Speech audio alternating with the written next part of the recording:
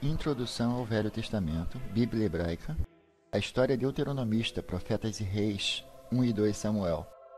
Capítulo 3, o Livro de Juízes. O Livro de Juízes é definido nesse período de transição entre a morte de Josué e o estabelecimento de um sistema monárquico. Trata-se de um período de 200 anos, por volta de 1200 e 1000, mais ou menos.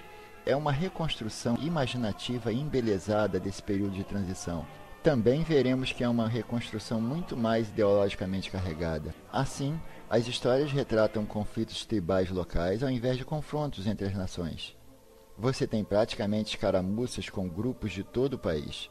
E isso faz muito sentido neste período de 200 anos, quando Canaã está fazendo uma transição. A transição da cidade-estado, na Idade do Bronze, para a nação emergente do que será Israel, ao lado dos filisteus, no lado leste, Arã. Então, nós temos que as nações vão vir a se formar até o final deste período, mas há este período de transição de 200 anos antes de termos a formação desses estados independentes. Assim como Josué, o livro dos Juízes consiste de várias fontes que foram fundidas em um quadro deuteronomista. Eu vou voltar a isso. Na verdade, é realmente uma coleção de histórias individuais que, centradas em heróis locais, muitos dos quais são curiosamente socialmente marginais. Esses são personagens bastante fragmentários. Você tem o filho ilegítimo de uma prostituta, você tem um bandido, você tem um muito interessante, colorido e, como eu digo, pessoas socialmente marginais. E essas histórias têm um verdadeiro sabor folclórico para eles. Elas estão cheias de drama e um monte de cores locais, referências locais para lugares e costumes e assim por diante. Então, se você listar as histórias dos vários juízes, os principais juízes, temos 6 grandes e 6 juízes menores. Juiz menor é simplesmente uma referência ao fato de que eles julgaram por um período curto de tempo. Portanto, há 12 listados no total, creio eu. E há 6 principais juízes para os quais há uma longa história, começando com Ehud, no capítulo 3, e uma história muito engraçada. Ehud leva os israelitas contra os moabitas. Tem um monte de humor de banheiro, tipo humor de banheiro, nessa história. Dos capítulos 4 e 5 você tem Débora, que ajuda os israelitas na batalha contra certos grupos cananeus. Você tem 3 capítulos, 4 capítulos, capítulos 6 a 9, registrando as aventuras de Gideão. Gideão luta contra os midianitas. Gideão é interessante. Há sinais em sua história que ele é divinamente escolhido. Há alguma evidência da anunciação de seu nascimento e algum sinal de que ele seja divinamente escolhido. Então, em 11 e em um pouco do capítulo 12, você tem a história de Iftá, ou Jefté, que luta contra os amonitas. História muito interessante e trágica de sua filha, que ecoa os tipos semelhantes de histórias na lenda grega. Você também tem nos capítulos 13 e 16 Sansão, que, é claro, luta contra os filisteus. Sansão é um pouco atípico. Ele também tem uma tremenda e fatal fraqueza por mulheres estrangeiras, e isso é um tema forte em todas as histórias de Sansão. Vamos voltar a alguma coisa sobre isso. Então, você tem alguns capítulos interessantes no final. 17 e 18 contam a história de Mica, ou Mica, e o seu santuário idólatra. E então, finalmente, o conto bastante horrível e terrível, começando no capítulo 19, passando por 20 e 21, a história da concubina do levita e da guerra civil. Nós vamos voltar a falar sobre alguns destes um pouco mais detalhadamente. Mas isso é só para lhe dar uma noção das diferentes unidades que estão na história, que estão no livro. E essas histórias foram depois integradas num quadro deuteronomista. Este quadro fornece uma visão do editor, pronunciamento e julgamento do período. Agora, algumas das histórias parecem ter sido deixadas muito intactas em si mesmas. Não há, em muitos casos, um monte de interferência dentro da história. Apenas algumas interpolações que expressam a teologia do editor da história. Mas a teologia da história do editor é melhor vista no prefácio do livro, o que é por isso que eu meio que deixo estes mais de lado. Esse prefácio que emoldura o livro.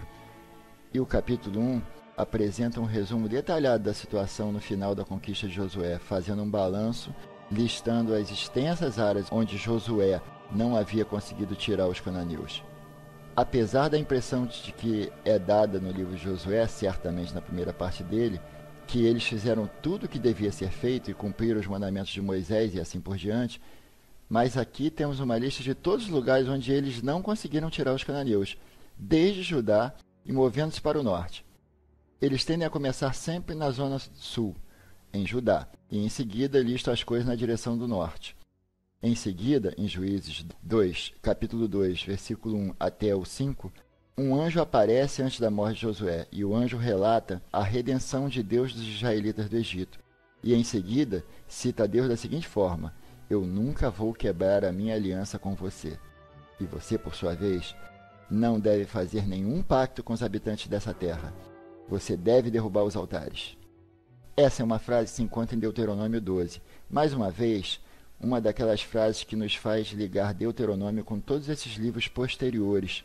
E nos referimos a tudo isso como uma escola, a escola deuteronomista, porque nós temos essas frases de Deuteronômio que serão salpicadas por todo o resto dos livros. Deus será fiel à sua aliança, em outras palavras. Mas é uma via de mão dupla.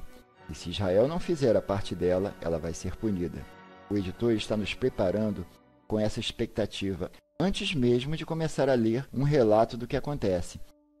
O anjo, então, relata que Israel já não tem sido obediente. Então Deus resolveu, este é um fato consumado nesse momento, Deus decidiu que ele não vai mais tirar os cananeus da frente dos israelitas. Ele vai deixá-los como um laço e uma armadilha para testar a sua determinação e a sua lealdade. Por isso, é um grito muito distante do retrato idealizado que tivemos na primeira metade do livro de Josué. Assim, este anúncio de abertura listando todas as maneiras pelas quais eles falharam em tomar a terra e a visita do anjo que lhes diz: você já falhou em muitos aspectos e por isso Deus não vai mais ajudá-los a derrotar os cananeus, que é seguida então em uma seção do capítulo 2, versículo 11, até o capítulo 3, versículo 6, e esta é uma espécie de resumo em perspectiva, um resumo antes do fato dos problemas da nação, e esta é uma passagem que expressa o julgamento do editor sobre a nação deste período. Outra geração seguiu depois deles que não tinha experimentado a libertação do Senhor, nem as obras que ele fizera por Israel. E os israelitas fizeram o que era ofensivo para o Senhor, literalmente o que era mal aos olhos do Senhor. Uma frase importante. E que era mal aos olhos do Senhor. Eles seguiram outros deuses dentre os deuses dos povos ao seu redor e curvaram-se a eles. Eles provocaram o Senhor. Então o Senhor estava irado com Israel, e ele os entregou aos inimigos que os saquearam, como o Senhor havia declarado e como o Senhor jurou a eles, e eles estavam em grande aflição. Então o Senhor levantou líderes, que os livraram daqueles que os roubaram, mas eles não atenderam aos seus líderes. Também desviaram-se atrás de outros deuses e prostraram-se a eles. Eu estou meio que pulando um pouco, né? Estou condensando isso. Quando o Senhor levantou líderes para eles, o Senhor iria com o líder salvá-los de seus inimigos durante a vida do líder, pois o Senhor seria movido pela pena dos seus gemidos e por causa daqueles que os oprimiram e esmagaram. Mas quando o líder morreu, teriam novamente agido vilmente, ainda mais do que a geração anterior, ante outros deuses, adorando-os e curvando-se a eles. Eles não omitiram nenhuma de suas práticas e modos teimosos. Então, em suma, é o ponto de vista do historiador deuteronomista, expresso aqui em Juízes, que as crises de Israel são causadas por sua infidelidade a Yahvé, através do culto aos deuses cananeus, e por este pecado. Deus vende os israelitas a seus inimigos e em seguida muda para a piedade quando eles choram sob opressão. Ele levanta líderes para libertar Israel. Esse padrão de pecado, castigo, arrependimento e libertação através dos líderes é o padrão recorrente ao longo do livro. Ele pontua a transição de cada um desses líderes que Deus vai levantar. Por isso, é este o padrão recorrente. Esta perspectiva deuteronomística, bem como ideologia deuteronomística, geralmente não é sempre visível dentro das histórias individuais em si mesmas, como eu enfatizei. Alguns deles parecem ser contos pré-deuteronomistas, sobre façanhas desses heróis locais, Eram histórias populares. Gideão, vamos ver, constrói um altar. Apesar do fato de que sabemos que Deuteronômio insistiu na adoração centralizada e proibiu altares periféricos ou vários altares. Ele também é conhecido como seu outro nome, se quiser, Jerubbaal. É um nome que é feito com Baal, que significa Baal vai se esforçar, ou Baal vai lutar. Portanto, esse é um nome alternativo para Gideão. Ele constrói um ídolo. O povo de Siquém, onde ele está, depois de sua morte, continua a adorar Baal Berit, o Baal do pacto, que é um tipo interessante de incorporação de baalismo à religião da aliança. Então, você tem um monte desses elementos que, presumivelmente, o deuteronomista desaprovaria. A história de Sansão também parece ser, em grande parte, pré-deuteronomista. Foi novamente, provavelmente, muito popular. Um conto popular divertido sobre um homem forte e lendário. Você sabe, ele pode levantar os portões da cidade. Ele pode amarrar as caudas de 300 raposas com tochas e assim por diante. Mas este grande homem forte é desfeito por uma única fraqueza, que é a fraqueza por mulheres estrangeiras, especialmente as mulheres filisteias. Pelo menos achamos que Dalila era filisteia. E isso prova ser sua ruína. Assim, você pode ver de uma certa forma como essas histórias serviram de forragem para o editor deuteronomista. O editor deuteronomista insiste que os deuses estrangeiros frequentemente acessados através do casamento com mulheres estrangeiras exerciam uma atração fatal para Israel, e foi a incapacidade de resistir à armadilha da idolatria que acabaria por levar à ruína. Você tem que lembrar que a edição final dessa história narrativa se passa no exílio, certo? Isso está acontecendo com as pessoas para quem tudo isso está levando a uma tragédia. Tudo bem, assim os líderes que são erguidos por Deus são chamados de juízes. Este é o termo que é usado em outros textos semitas para se referir aos líderes no segundo milênio, às vezes humano e às vezes divino.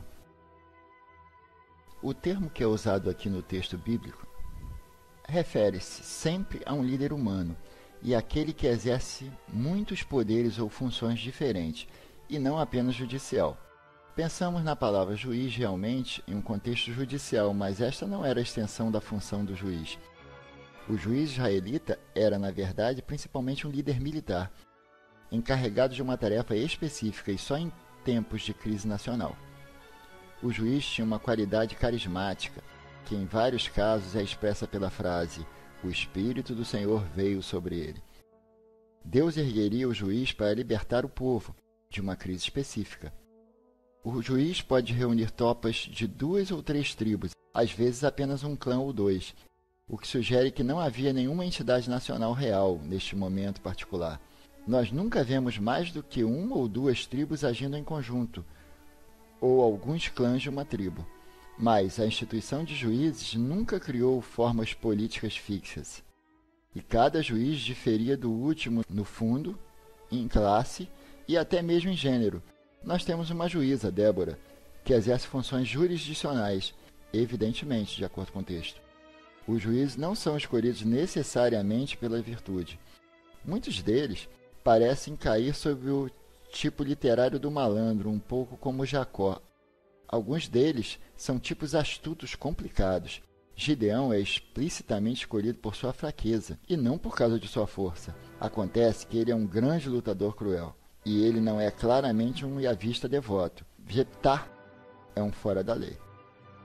Sansão não é um exemplar moral. Assim, estes não são feitos para heróis idealizados, mas heróis populares. Há uma tensão muito interessante no livro de Juízes que irá continuar para além e no livro de Samuel, bem como. Mas uma tensão sobre a realeza. As histórias individuais parecem sugerir uma desconfiança muito profunda da realeza. Então, Juízes 8, as pessoas pedem a um dos juízes, Gideão, nesse momento, para se tornar rei. E ele responde desta forma: "Eu não vos governarei, nem meus filhos governarão a vós, e Yahvé vos governará." Essa tradução é da professora Reis. Isto é capítulo 8, versículo 23. E, de fato, o curto reinado do cruel Abimeleque, filho de Gedeão, que significa "meu pai é rei", ironicamente, é um desastre completo. O cargo de juiz é temporário. Deus era visto como um rei permanente em Israel. A autoridade temporária do juiz deriva do reino de Deus, Assim, a posição do juiz não poderia tornar-se absoluta ou permanente. Isso seria uma rejeição à liderança de Deus. O livro de Juízes parece estar diretamente contra a noção da realeza de Israel. Mas o livro como um todo parece sugerir uma certa progressão em direção ao reinado, e este emerge de alguns dos elementos editoriais e interpolações. Os capítulos finais de Juízes documentam o lento deslize de Israel à desordem, e, finalmente, há uma guerra civil. O capítulo 18 começa com uma declaração sinistra, ou frase que se repete ao longo dos capítulos finais. Naqueles dias não havia rei em Israel. Isso acontece novamente no capítulo 19, versículo 1, capítulo 21, versículo 25, e além disso é dito que todo mundo fazia o que queria, ou todo mundo fez o que era correto aos seus próprios olhos. E no capítulo 21, versículo 25, ao final do livro, os israelitas encontram-se fora de controle, em uma orgia de violência e estupro, e no capítulo final, tudo em uma guerra civil. Uma concubina de um levita é estuprada por uma gangue assassinada pela tribo de Benjamim. E isso é uma atrocidade que é para ser vingada por todas as outras tribos. O levita pega o seu corpo, corta-o em 12 pedaços, envia uma parte a cada uma das tribos como uma chamada para a guerra, para que se unam em torno de uma guerra de extermínio contra Benjamim. E muitos estudiosos têm observado que é irônico e trágico que a única vez que as tribos agem realmente em conjunto é contra um de seus próprios. Essa é a única vez que todas as 12 tribos ou as outras 11 tribos saem contra um inimigo comum, e é a tribo de Benjamim. Em um certo ponto, no entanto, eles percebem com algum pesar que a tribo de Benjamim está perto da extinção. Isso não é uma coisa boa. Então, as outras tribos em seguida providenciam o rapto de mulheres de Siló como companheiras para os restantes dos Benjamim.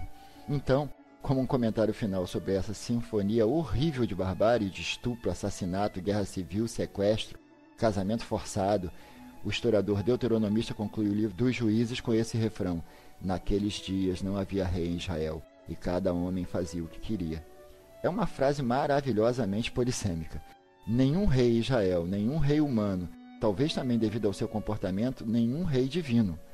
Então, novamente eu vejo isso como uma espécie de refrão sinistro por toda parte. Não havia rei em Israel. Cada um está fazendo o que lhe agrada, e olhe para a situação a que chegamos no final do livro de Juízes.